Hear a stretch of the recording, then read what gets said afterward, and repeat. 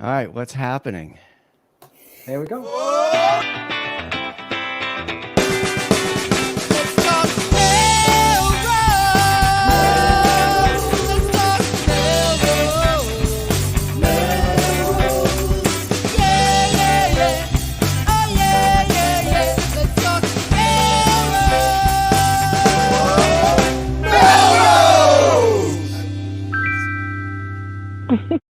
Good evening, Melrosians the world over. I'm Tom Catalini. I'm Sam Hammer. I'm Tom Shampoo. And this is Let's Talk Melrose. Melrose, a show where Melrosians talk to Melrosians about Melrose, but there's only 3 squares tonight.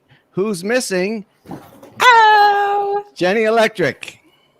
I don't Jenny know. I Electric. forget what her excuse was, but I don't think it was a good one. She's taking the night off, the week off, and she will be missed. She didn't vet the excuse past us. That's the thing. We didn't get to vote on whether or not it was a good enough excuse. Yeah. Busy, very busy. Busy. She is busy. She does a lot of things, but one of the things she does is hold this show together. So we may. Well, hopefully she's watching and doing something else at the same time. Yes. You may see the stuffing come out of the middle a little bit tonight. Yes. So we're going to carry on. Yeah, she's very instrumental behind the scenes as well as on the air. So we're going to do our best. And speaking of doing your best, the city did its best this weekend to put on the Victorian Fair pretty much per usual from what I saw online, but I didn't get a chance to go downtown and sort of scope it out. Were either of you able to do that? There's a quick shot. Thank you. Raj Das, he's everywhere. He's everywhere. He is. That's a great shot from above. And I also pulled this from the Facebook page too. This looks like quite a crowd they had this year. So it was busy. I heard. I did not go. My wife went to do one of the booths for a little bit of time. Yes. And she said it was pretty busy in the afternoon. So it's good. I hope, it's a beautiful day. And Yeah. I hope it all went well. People have different feelings about sort of what's the best COVID protocol these days, but I feel outdoors is pretty safe. I told you pre-pandemic, even I've had kind of mixed feelings about the old Victorian Fair back to my early impressions of trying to push a double stroller downtown in the middle of that crowd to try and get some Texas in the house. BT, how are you down there? Speaking of Texas and out of town, I didn't go to the Victorian Fair because I was out of town this weekend. My son goes to UMass, and we went out for a quick visit, and we went over to Northampton, which is a lovely little town. And I'm just going to throw up a little glimpse of the future. Nice. So they've got parklets. Look at that. So two things right here. I love the cement protecting me and the art on there. Yeah. And a little glimpse of the future, just sort of the art installations on this little walkway that goes over the road, trying to spice things up, some more sort of artsy parklet thing. I think this is the wave of the future. And one thing Melrose might need, tattoos. Walk-ins welcome. That's what you want to see when it's time for a tattoo. You need it for the Apple Shampoo House for sure. Yeah, no kidding. Because they're all getting sleeves soon. Everyone's getting tattoos. Not me. I just go on record. So what'd you get for a tattoo, Tom? The schedule was tight. I almost bought a guitar at the music shop out there, but there's a lot of great little shops, little restaurants, the parklets. I didn't get enough pictures of the outdoor, like kind of murals and art that Jen would talk about if she was here, but it really gives the area a vibe. And it had little, I don't know if you've been there before, but there's little like side streets and stuff off the main avenue. And it's got this really kind of nice feel to it. And I thought the street art, for lack of a better word, really added to that element. So, my daughter's at UMass Amherst as well. And so we've been out there, and we've also eaten our lunch on the outside parklets they have out there. So, it's very pretty out there. Nice little town. Which reminds me, we should pitch again that Pitch Perfect is Saturday from 9 to 11. So it's the Melrose Cultural Council. If you haven't heard of this yet, you can just go there and talk to somebody who knows how to permit, somebody who's in public art, somebody from the council you pitch them your idea for what you want to see or have or do in Melrose. And they will tell you how to navigate that. And they have grant funding to fund some of these wacky ideas. So I will be there.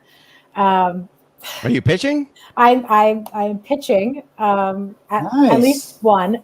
So we'll see how it goes. Oh, nice. All right. Well, Something's gonna happen. yes, BT with this hashtag beer garden, but like you have to get down there. That's the thing about this Pitch Perfect or any of the Melrose Cultural Council grants. You do not have to be an organization or a nonprofit to apply for this grant funding. They will give it to any general Yahoo who has got a good idea and executes. Yeah. So BT, get that beer garden idea out there in their grant application. And although I don't know if they'll actually fund that, but if you want something in Melrose, we're always complaining about why don't we have this? Why don't we have that? Just do it. You got to make it happen. Sam, I have a request. Would you record yourself with a video as you're pitching, and then we can show that on the show next week? No. Here's Sam. That's a hard no. No kidding. You didn't even think about it. Wow. No. All right. No. All right, Sam, you want to tell the folks, so we're going to get into the news, but you want to tell the folks to stay tuned for our guest? Yes. So speaking about grant funding and dollars, just going into good purposes to make communities better. We have Devin Romanel here, who is a Melrosian, who also has spent a lot of time with municipalities and specifically now is helping cities, mostly in the Midwest, on how to spend the federal dollars that Melrose will also be getting. So we wanted to talk with him because last night City Council did vote to accept. Wait a minute, Sam. It's not time for the news yet. You can't just casually meander into the news of the day without the intro. Delete. All right, are we ready? So Devin's coming up, so stay tuned to hear how we can do this. And he'll be on after the news.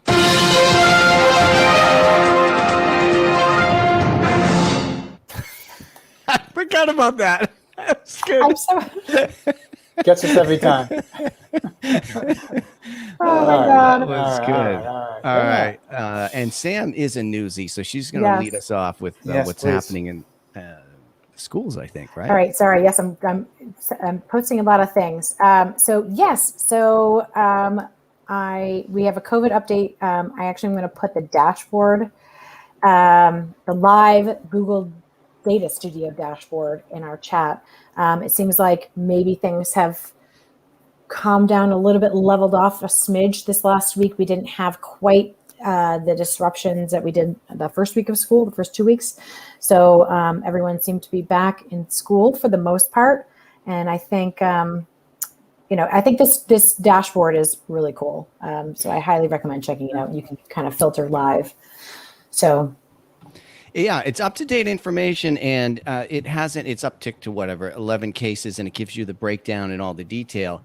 And I think that's not terribly surprising that if you took a random sample of what X hundreds or thousands of people, there's going to be some positive cases. So I really wasn't surprised that we started out the year with that. I was a little surprised. I think many were that some of the test and stay mechanics and things weren't in place for day one. So that was a little confusing to people, I think. And you talked about just kind of like, what do we do? How do we handle it? Seemed to be different at different schools. So, yeah, well, the superintendent did send a very thorough note or letter to parents, which included this dashboard, talking about why did classes get sent home and why did in some places and not in others. And I think the answer was, thank you. It was a pretty thorough answer. And so I'm always that you got to get ahead of the message person. Yes. Before it makes Massachusetts news and beyond. I think having that letter finally come out was very calming. And I didn't mean to step over you graphically, but I just wanted to show people what the dashboard looks like. So it's a lot of detail by school, by grade, and a lot of information on there. So the information's out there, but you do have to kind of have the narrative, because what happens is the online chatter goes to interesting places when it's left on its own. And many times, in fairness, even if you are trying to kind of get the message out there and talk about how it should go, it's interesting where the conversations go quite rapidly. People like to fill in the blanks, you know what I mean? So that's always going to be a sport for people. So. Well, and you always fill it in with a negative interpretation, so in the absence of information, it's usually filled with something kind of negative. Right.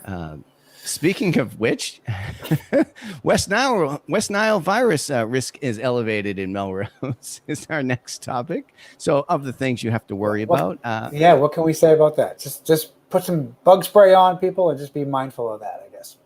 Yeah, dusk is what you got to watch out It's for. crazy. Yeah. Well, Shampoo and I were in the Fells a few weeks ago, and I put on 2 coats of bug spray, and that did not seem to matter. I was, what's Tom laughing at? I'm just laughing because the next thing we're going to talk about is the Melrose DPW Motor Oil Gas Antifreeze Collection Event is this Saturday. See, this is where Jen goes like, no, this is how we organize the stories of the day.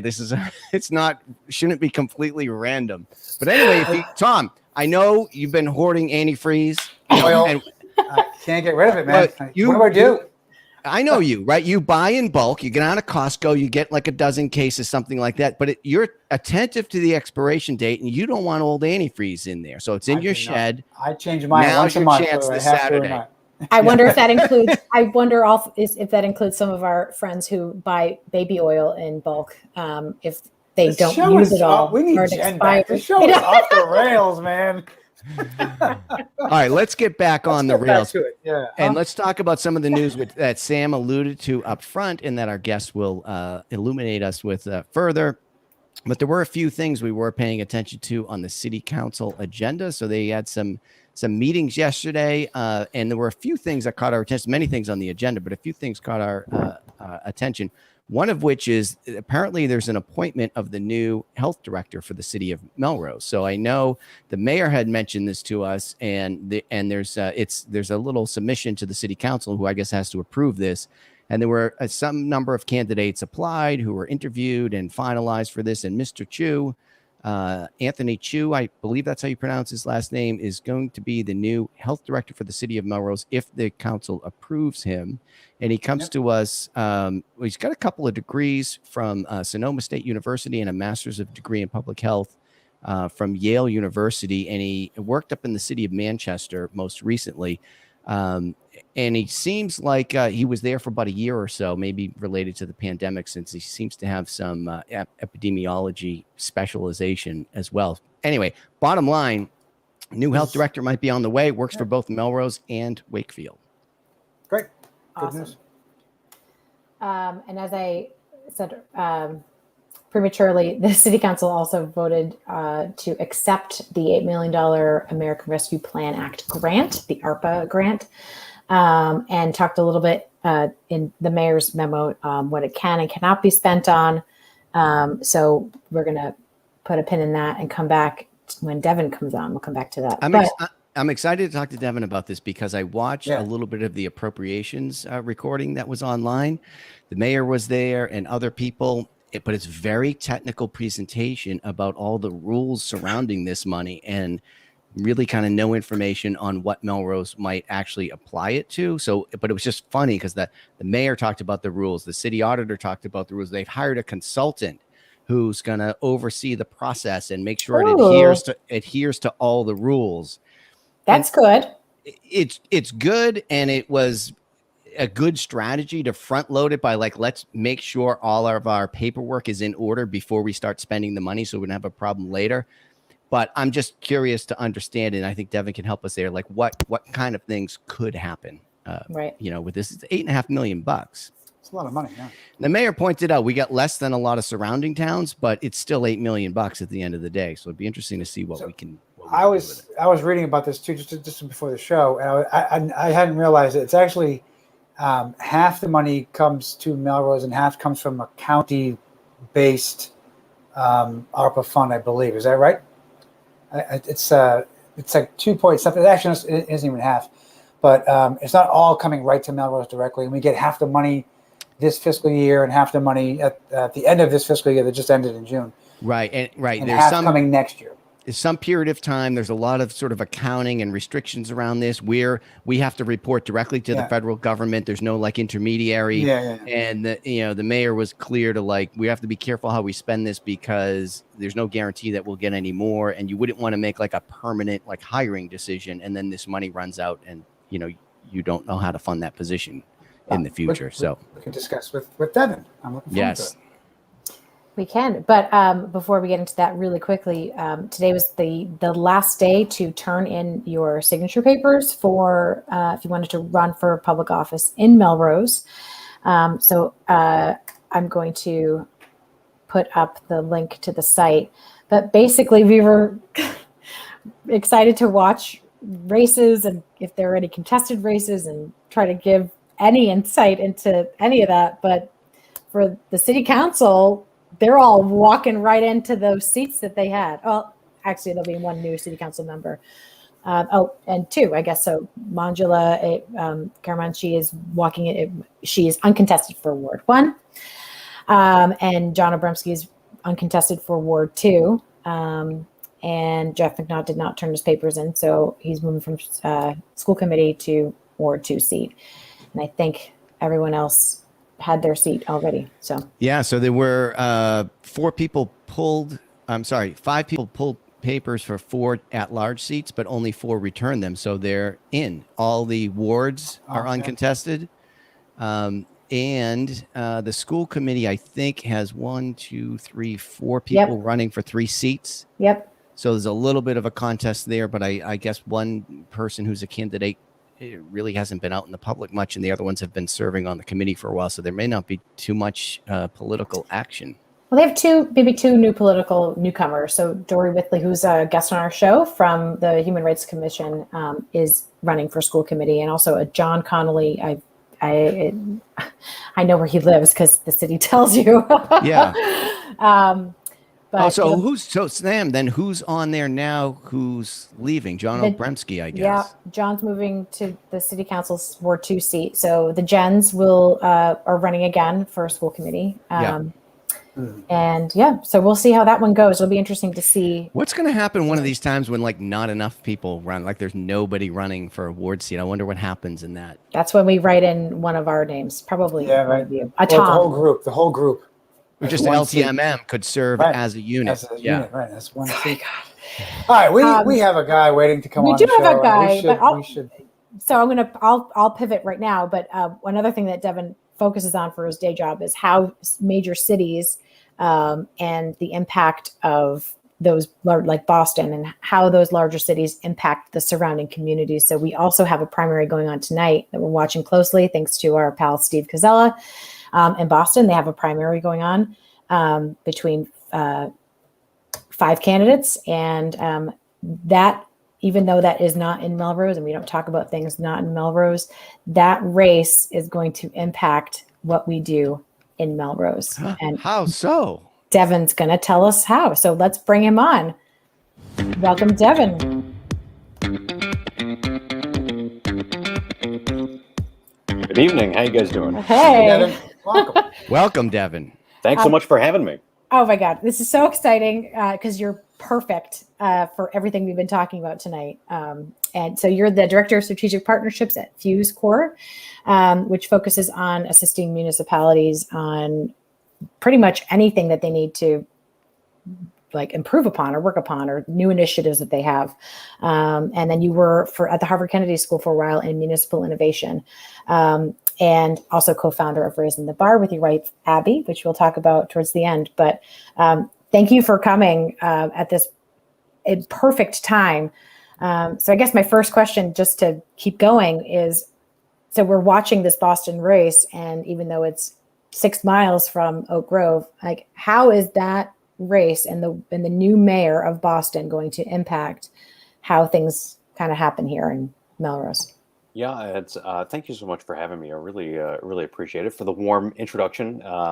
And I'll say that while not an expert on Boston politics by any stretch of the imagination, it's inevitable that Boston, as an anchor institution, as it were, in New England, that it's going to have a pretty significant secondary, tertiary impact in the cities and towns around the greater Boston area. So it's going to be a runoff tonight, so we won't actually know anything other than the final 2 candidates. Right. And for those of you who were tuning into the last competitive mayoral election with John Connolly, it was that first, we didn't really know what was going to happen after the that initial primary. And there was a tear of fundraising on Connolly's side. There was a tear of endorsements on Marty Walsh's side, and that made the difference in just the first week. Totally changed the trajectory of the race. So we won't know anything for a little while. But yeah, in all of the I do a lot of work in Texas and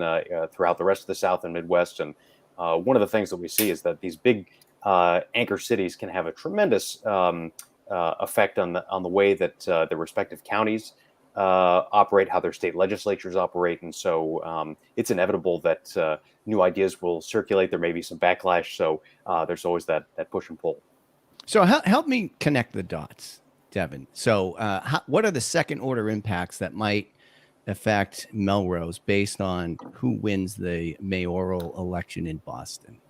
Yeah, so I think that there are sort of direct and indirect impacts. You could have a mayor of Boston could institute certain reforms around, workforce development is a great example because it's inherently regional. There could be any sort of public-private partnerships that launch more regional types of programs. You could have, vaccination programs. Certainly, if a city decides to become more or less permissive in how it does,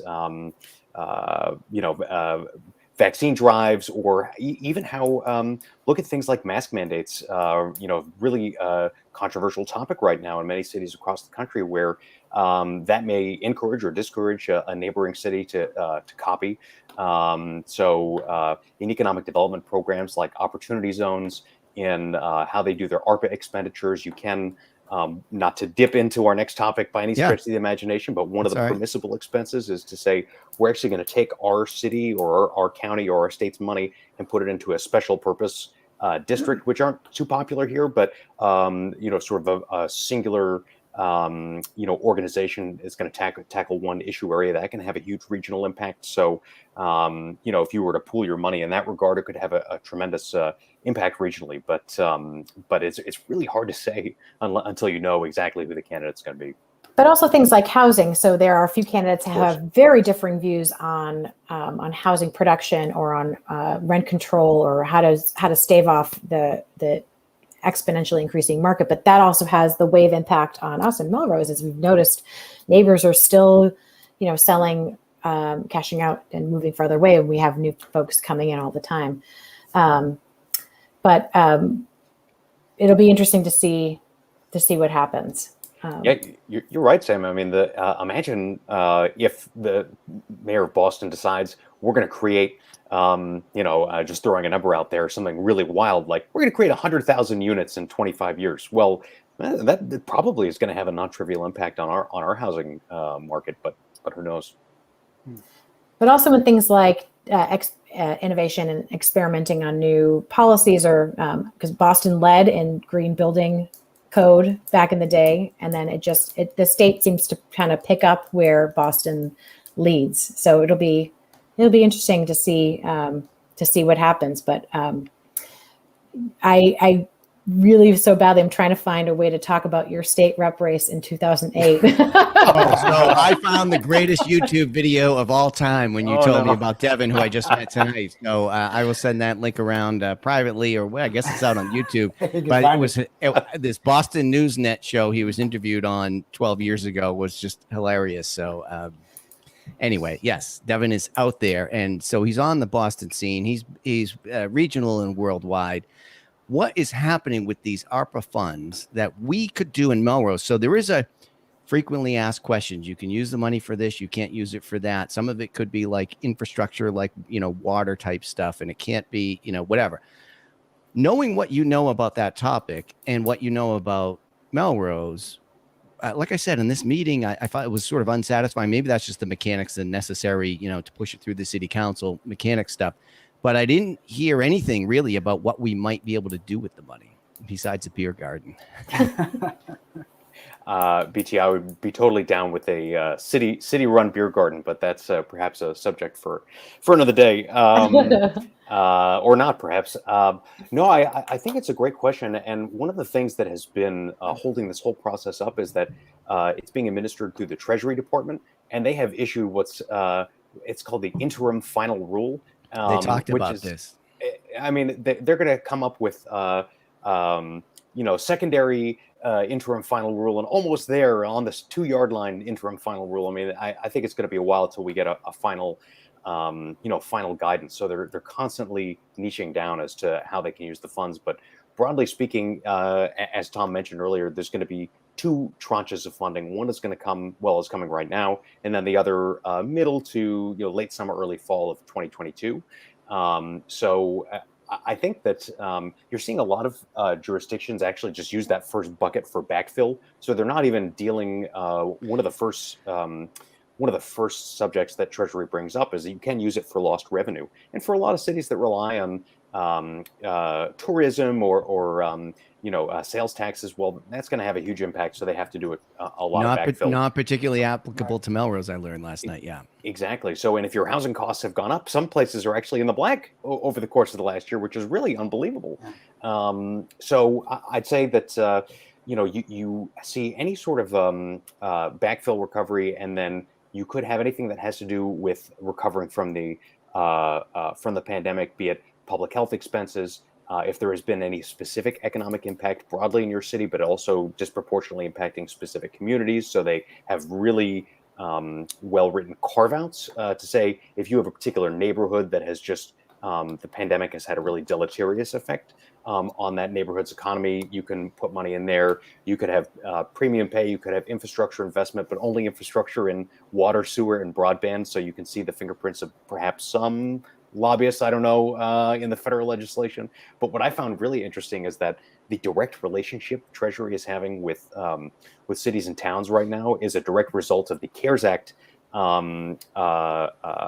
blockades, perhaps, not to be political, but the CARES Act was passed very hastily. And when Treasury was administering it, they permitted state legislatures to put strings attached on certain expenses as they pass through the state legislature onto cities and towns in their jurisdiction. And so you actually saw some cities not get access to those dollars in the same way that they might. So they wanted to bypass that as much as possible. So that's why you're seeing that direct relationship with the feds. That's interesting. And from our perspective in Melrose here, it seemed almost like it kind of came across as almost a burden, and we had to hire a consultant and make sure we sort of get it right. But maybe we didn't have those kind of concerns that you might have had elsewhere in the country about, whatever. So it seemed like the Massachusetts intermediary was maybe a relief to us, whereas in other places, maybe it wasn't. But wow, that's interesting. Also, like direct costs, right? So if we, for testing and vaccination and those kinds of costs, I think are like slam dunk approved. Right. Anything else? Beer garden, are they like a slam dunk, or anything else that would be an obvious thing? I was kind of disappointed I didn't hear a lot of like ideas, and maybe it's just too early. I don't know. Yeah, I mean, there are certain rules around what the types of infrastructures that, if you want to build your sewage system, you've got water repairs, you got lead pipes, you want to lay broadband wiring to a more rural outlying area.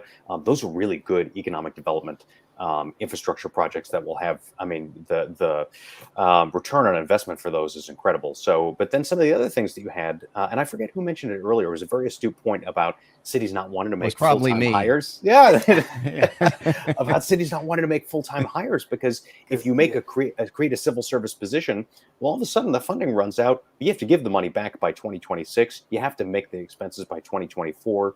So, you're seeing a lot of places, and actually that's a lot of what my organization does, or some of it right now is, as a nonprofit organization, being able to help cities add capacity, help with program development in a way that, if a city wants to work with, any sort of third-party community organization, they can pass those dollars along if that organization has like a comparative advantage, a particular issue area, a boys and girls club, whatever it may be. So they have that. So I think there's a lot of programmatic capacity there, but I also think there's not I'll say not a huge rush, because but the money does not have to be appropriated until 2024. So I think there is some time. And I'll be quiet for a little bit. You are seeing a lot of cities build out community engagement boards to help give recommendations to their legislative bodies to figure out, where, like, basically going on a massive listening tour. And just I haven't been plugged in here, so I don't know if that's happening. Okay, so there's time. Like, I felt like I was like, we don't have a plan and we're getting this money. So you're saying that's on par with what other communities are doing. Yeah, I mean, I'm seeing a lot of places just immediately backfill their budget from FY21, and then taking their time to think about how they want to deploy money for the future fiscal years. Like, for instance, I'm doing some work with the city of Nashville right now, and they have this interim board that is the Tennessee state government has said absolutely do not appropriate any ARPA dollars until the final Treasury guidance is out. Just do not do it. And the city has to is issuing emergency authorizations for things that are really urgent. I think they've appropriated about $3 million of their really substantial allocation from the Fed. So, but yeah, I don't know if things have to be done in a matter of weeks. I think in the next few months, it's a good idea to get your arms around it. But with a once in a lifetime investment like this, I think it's really important to see what the community thinks. What's some of the more creative ways that this money is being spent in other cities and towns that you've worked with or come across? Yeah, I think that we're seeing a lot of either vaccine hesitancy marketing campaigns. You're seeing people stand up more vaccine distribution sites, particularly in communities of color in urban areas. So that's your standard issue stuff. But I do think there's this kind of once in a lifetime investment. You're seeing some cities launch guaranteed income pilots with some of that money. The state of California is actually given a tremendous cash incentive to municipalities for through their state budget. Jackie, glad to hear it. And so she'll have to sign up for one of the pilots in the respective cities.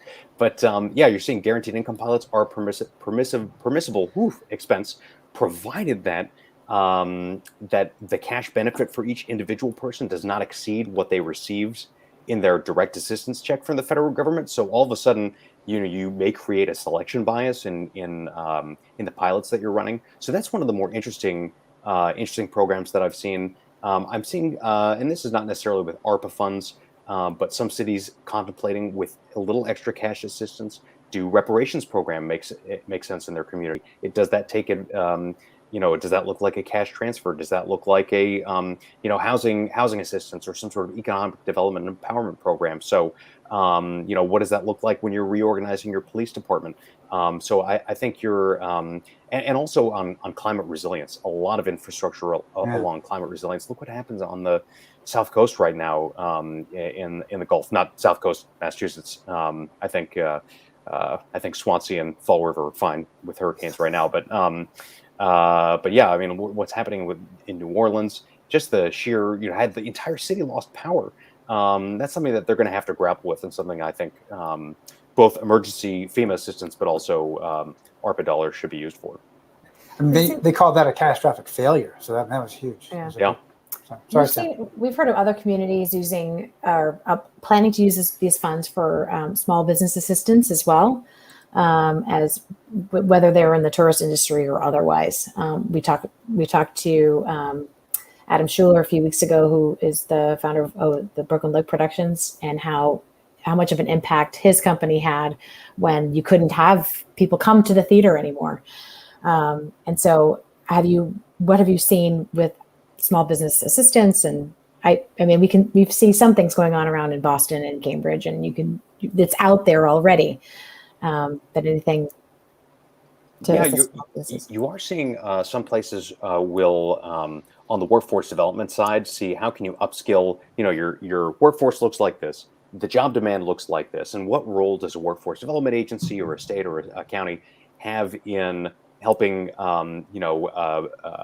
with that upskilling, be it in coding, in teaching of basic skills, and trying to do that matchmaking, especially when things are moving so rapidly, and how does the city plan for what their economy is going to look like in a few years when they don't know if people are going to be going to restaurants in the way that they used to, but do you invest in those parklets? Do you invest in more outdoor dining and more rapid testing, things like that? I think that there are some cities that are taking a really targeted approach and saying, we're actually going to, we're working in Atlanta right now, where one of our programs is helping provide small business supports to entrepreneurs of color in certain neighborhoods in Atlanta, saying that their theory of the case at Invest Atlanta, which is their workforce development agency, is that you can really drive a tremendous amount of economic growth with that capital investment. So you're seeing things like that. And then, Houston is doing a lot of future of work planning with what their workforce is going to look like in a couple of decades. So it really runs the gamut. See, that's interesting to me. If you could take a targeted approach and take something like Melrose, $8.5 million. What if you spent 4 or 5 million on one thing that made a sort of a big impact in the town, and you still had a few million to spread around to, whatever? It'd be interesting if we could pull off something like that. I don't know what it would be, but. Yeah, I mean, you have places that will create, small business incubators or innovation labs. There's a really cool, I don't know if this has anything to do with anything, but there's a really cool innovation lab in Louisville, Kentucky, that I got to visit a few years ago. And I forget there's a giant company that made a big investment in collaboration with the city to help small businesses sort of incubate there, give you a space, give you some infrastructure to operate, and some technical assistance. And it really, there were some people who were in food service who just needed a place to cook. Then there were some places that, someone was inventing a. What about a community kitchen like that? So Yeah. we've got a number of small businesses in Melrose, and we'll segue into what your wife is doing at some point. But there's a number of little businesses run out of people's homes, and there's a pop-up initiative happening in the city right now to try and give folks an opportunity. But I think, some of that is about trying to bridge the gap. So if a place a storefront is vacant, maybe we can make use of it and subsidize that a little bit, give somebody a chance, and not have sort of a lot of those storefronts go dark, which would be a bad thing for the town. But what about a more permanent type infrastructure like that, where somebody for certain, baked goods you can sell out of your home, but other kinds of foods you have to have an industrial kitchen, which is like a huge investment for somebody. But maybe could the town invest in something like that as a platform for others to share, or shared workspace for co-working spaces has been an idea I think bandied about around town, or something like that. Yeah, it really is. That would be an interesting question. I would have to take when it comes to economic development programs and investing in physical infrastructure, I would have to take a look and see whether or not that would be permissible. But that would be a great research project for anyone who loves combing through federal code.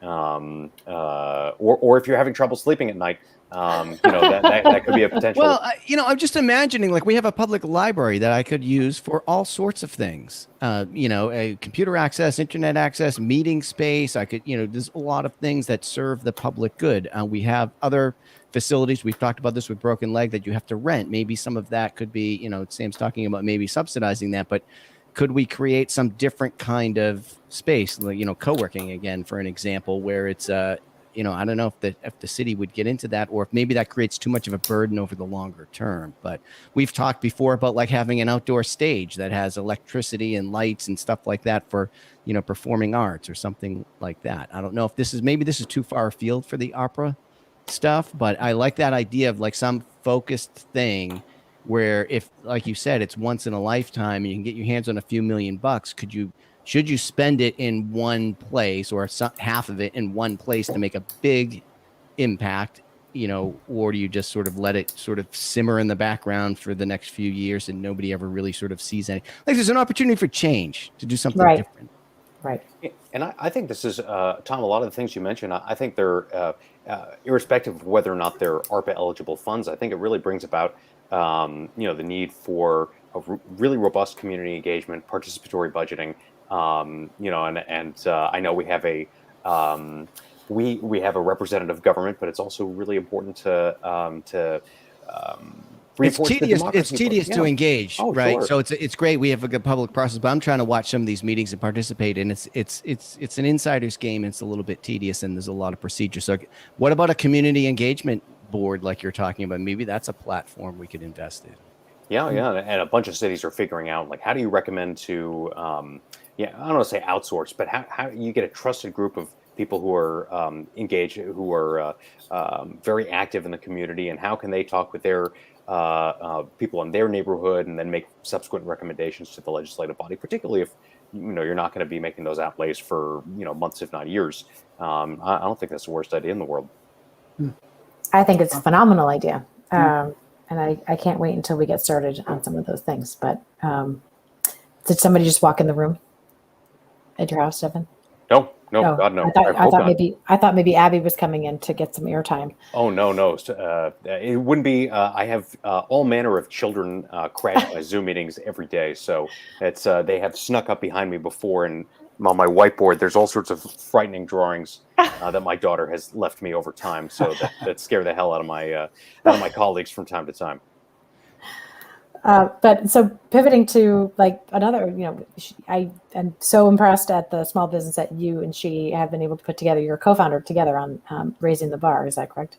That's correct. And no, we don't need to dig into it too much. But yeah, it's my wife has she runs this business called Raising the Bar. She quit drinking almost 3 years ago now. And immediately when she did realize that she wanted sort of bougie artisanal cocktails to make at home that didn't have alcohol in them, and realized there was nothing really on the market, and so she decided to invent these kits. And every month, something seasonal, something that gets you some barware and some shrubs and phosphates and sodas and bitters and seltzers and all that stuff. And we send them out every month, and mercifully we're not packing them by hand anymore, thank God, because that's anyone who's gotten repeated cardboard cuts, it's just not a pleasant enterprise. But thank you for asking. Oh, it's going really well. So sales are going well, and how far is she, or are you guys shipping now? And yeah, we're shipping all over the United States and Canada. And actually, this is by total happenstance. Today is our first anniversary, our first birthday. So I literally came from downstairs prior to this interview. I came from eating a just grotesque amount of cake that we got Nice. For the occasion. So I'm just grateful that I didn't fall asleep from the diabetic coma. Hey, I think we found the podcast show title, Grotesque Amount of Cake. Yeah. Well, we would love to have her on. And we were, one time we had, I think, Shampoo, you made us cocktails, and we all did. Yes. Yeah, we would love to do that and have her on. And maybe a custom LTMM concoction could be designed. Sure. Rose petals or something. Lemons, limes, whatever. But it's funny you should, it's a cool business, and it sounds like it's a subscription thing. But I was just seeing a thing on Twitter where this woman was talking about going to some party or something, and she went up to the bar, and she doesn't drink, and she couldn't get, they're like, oh, I'll make you anything you want. And she's like, well, could I have something, non-alcoholic? And they're like, oh, they point her to like the kids cooler with the soft drinks and water bottles. And there wasn't really an accommodation for, having something that's tasty and fancy and, whatever that's non-alcoholic. So, hopefully that's something that catches on. I hope so. Yeah, it has proved to be very popular. We've done a whole bunch of corporate, some companies want to have a happy hour for all their employees, and so we've been, furiously mailing things out, and it's gone reasonably well. So, and it's fun to see what different restaurants have insofar as options that aren't just a Shirley Temple. So that's no one wants to be ordering that. Have you guys done any live video events kind of thing? Like, because we did some cocktail stuff like that during the height of the pandemic. It became all the rage to have these kinds of meetings online, but you could do cocktail classes. And so I didn't know if you guys did that as well or not, but it sounds like it could be a fun opportunity. Yeah, we did a couple of classes, just for a few videos for our subscribers. We've done some live classes for, reunions and companies and things like that. And that's been fun. So you get some variations on, you can make recommendations for booze you want to include, but we really, given the nature of the business, we try to leave that part for the DIYers. Yeah. Okay. But we will have to celebrate with some packages when we have our first community engagement event around spending this $8 million. What do you think? Boom! Sounds there great. you go. Got a plan. There's a plan. We'll celebrate. All right, there's a plan. Oh, sorry. Oh, I was going to say, and also for BTs, BT has been really harping on the beer garden, but there are actually, and I brew my own beer. I still drink from time to time. There are some really good non-alcoholic beers out there. There are a few of them that really you would not guess. You might think it's a good lawnmower beer, but not necessarily the really craft like 12% stuff. But yeah, there's some really good stuff out there. So BT, you ought to give that a try. All right. Nice. Hey. Nice. There we go. All right, good. Any more recommendations for BT before we wrap? Anybody else? Anybody? Anybody? All right. Well, we hope he's doing okay. Thanks for tuning in, and we'll see you around town. This is where we dance.